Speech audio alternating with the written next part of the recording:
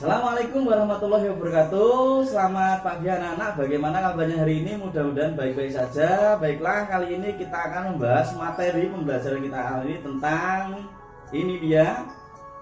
Nah, untuk itu bagaimana untuk pembelajaran selanjutnya? Marilah kita ikuti video pembelajaran Pak Eko selanjutnya. Ya, di bagian ini Pak Eko akan melanjutkan tentang ketentuan zakat fitrah. Syarat wajib zakat fitrah itu adalah satu, Islam. Yang kedua, lahir sebelum terbenam matahari di akhir Ramadan, ya. Kemudian memiliki harta minimal untuk makan sekeluarga. Yang keempat, berakal sehat. Kemudian ada pula syarat sah zakat.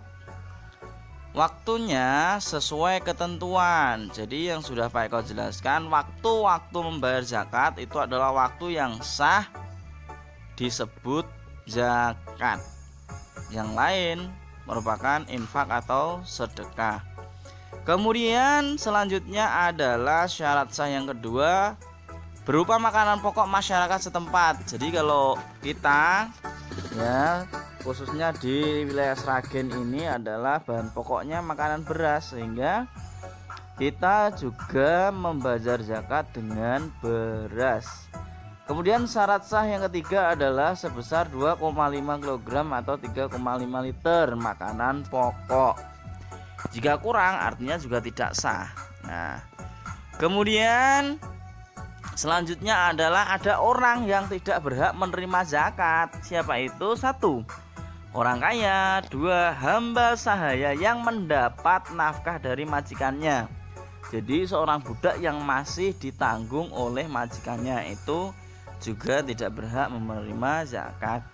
Kemudian keturunan Rasulullah Shallallahu Alaihi Wasallam. Yang keempat, orang yang ditanggung zakatnya, ya, contohnya adalah anak dan istri. Itu ditanggung zakat oleh yaitu bapaknya, sehingga mereka tidak berhak menerima zakat. Kemudian orang kafir. Nah, kalau kemarin Pak Eko sudah menyampaikan ada yaitu orang-orang yang berhak menerima zakat, ya, ada 8 mustahik. Apa itu?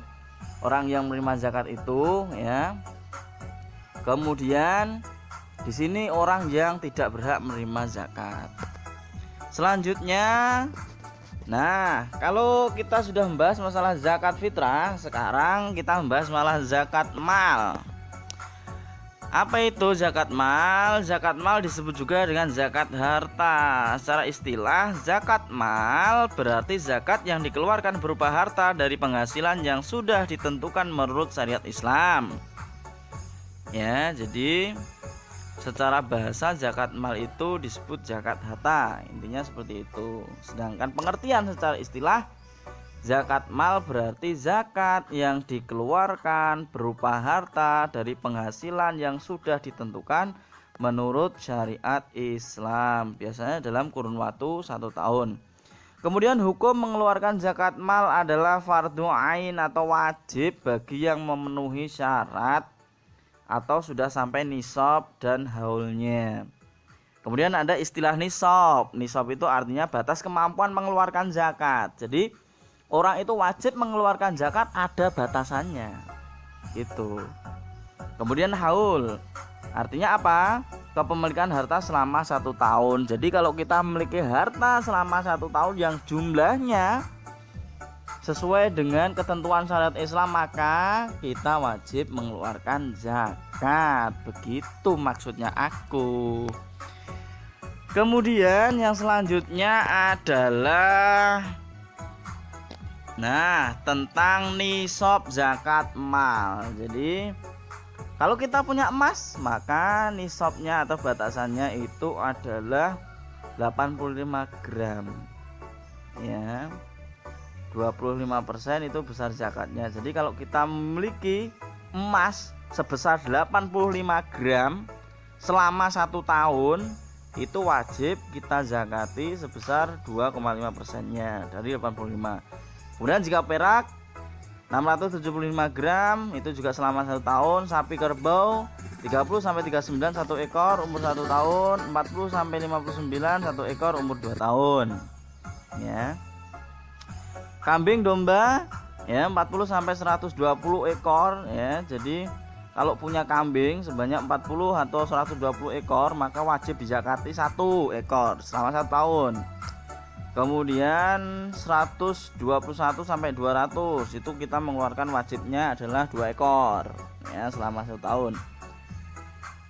Pertanian ya, jika kita memiliki hasil pertanian yaitu maka sejumlah 930 liter maka wajib kita zakati 10%. Jika tanpa biaya atau maksudnya kita pengairannya tidak menggunakan biaya gitu ya, jadi hanya mengandalkan air hujan itu 10%. Namun jika kita mengandalkan air dari tanah atau air pompa gitu ya, itu harus kita zakati 5%-nya. Uang kontan itu senilai dengan emas 85 gram itu juga 2,5%-nya. Perdagangan juga sama, senilai dengan emas 2,5. Demikian tadi anak-anak yang dapat Pak Eko sampaikan, mudah-mudahan dapat terinspirasi ya dan menambah wawasan bagi kita serta mudah untuk menerima materi yang Pak Eko sampaikan. Demikian,